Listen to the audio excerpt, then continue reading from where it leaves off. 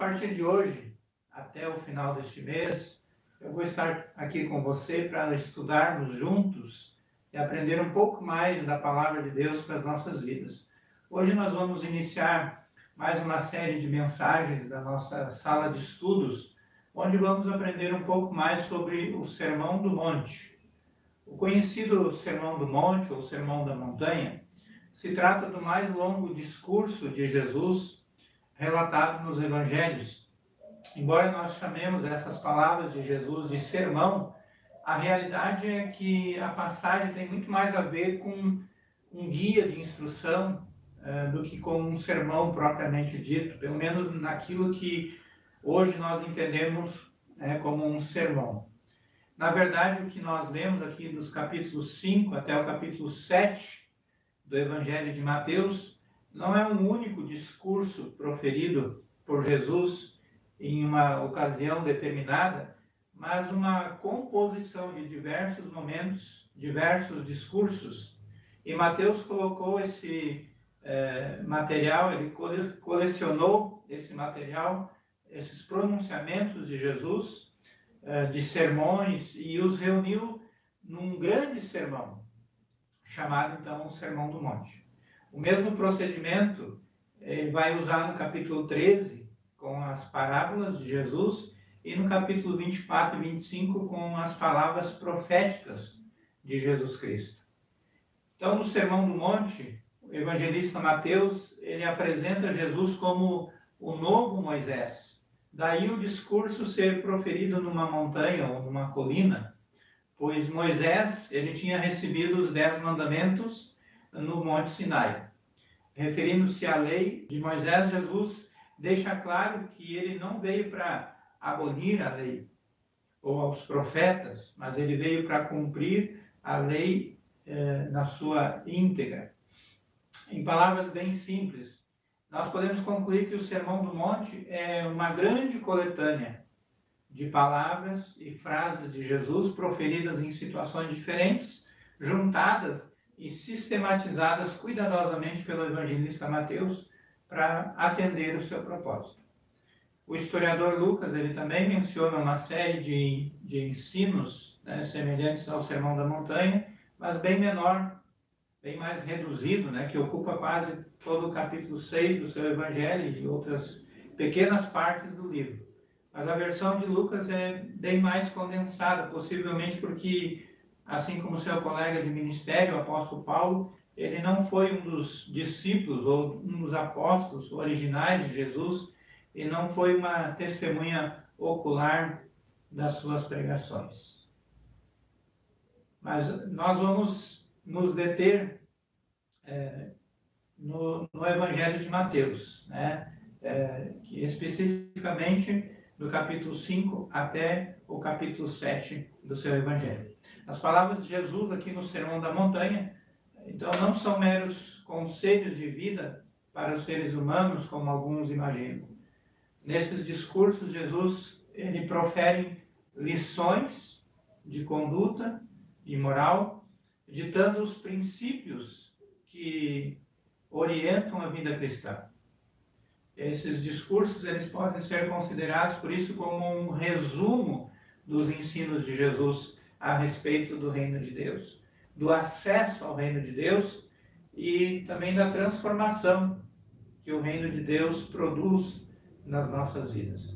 John Stott, um teólogo e escritor, ele diz que a essência do Sermão do Monte foi o apelo de Jesus aos seus seguidores para serem diferentes de todos os demais.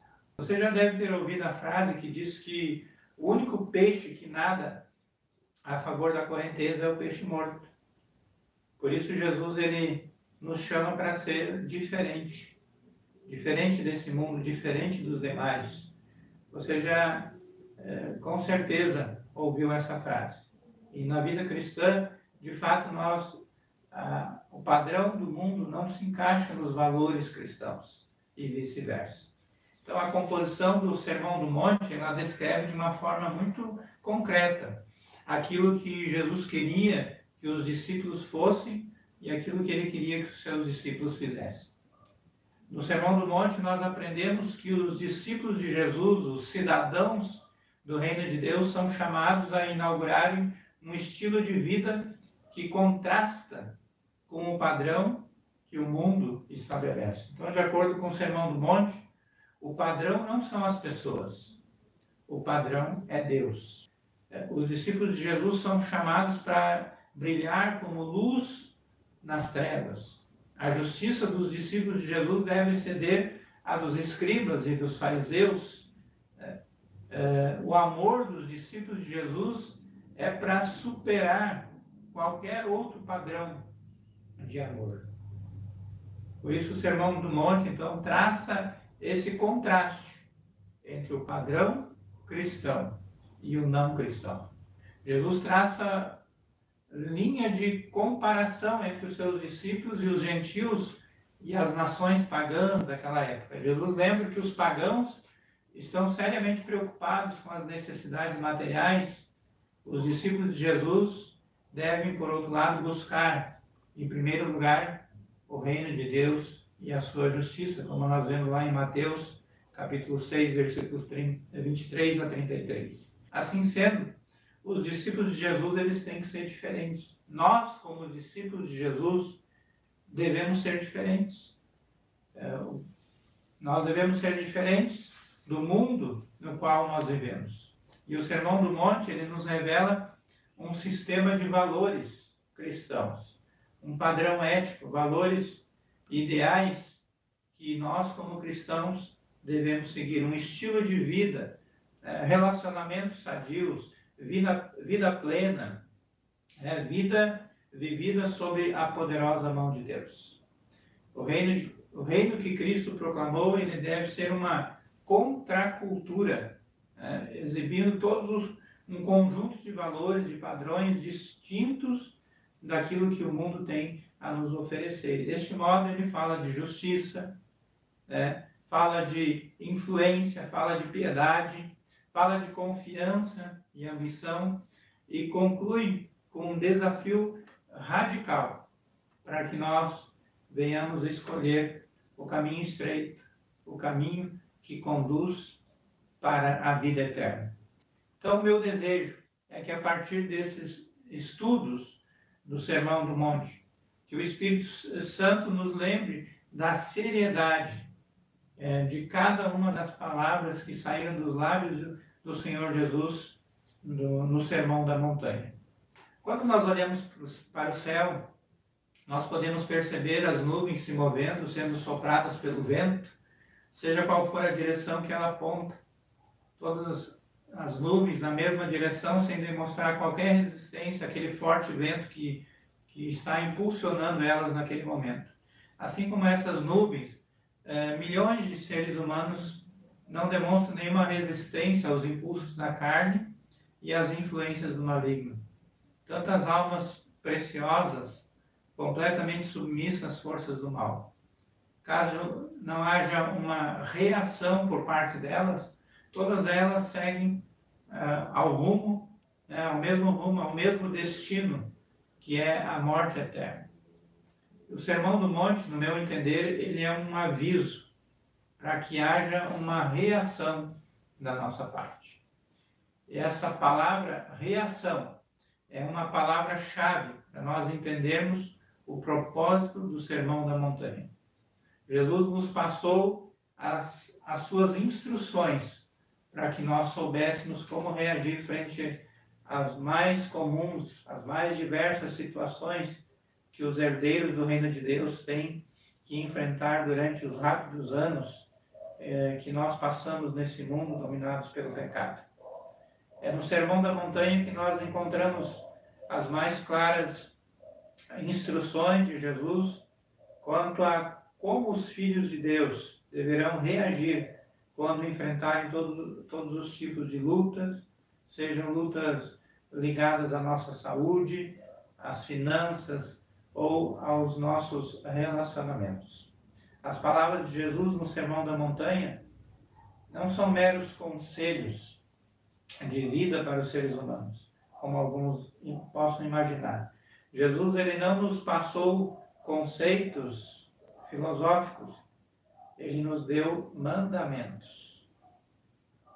Essa verdade, ela é facilmente, nós podemos observar quando nós vemos as várias vezes que Jesus ele concluiu os ensinos com referência aos dois destinos possíveis ao homem, né? A vida eterna e a morte eterna. Mateus 5, 19, 20, 22, 29, 30, Mateus 6, 15, 7, 13 e 14, 19 e 23. Ou seja, se as instruções de Jesus fossem apenas aqui recomendações, então não teria nenhuma consequência se nós não cumpríssemos, né? Porque são apenas recomendações.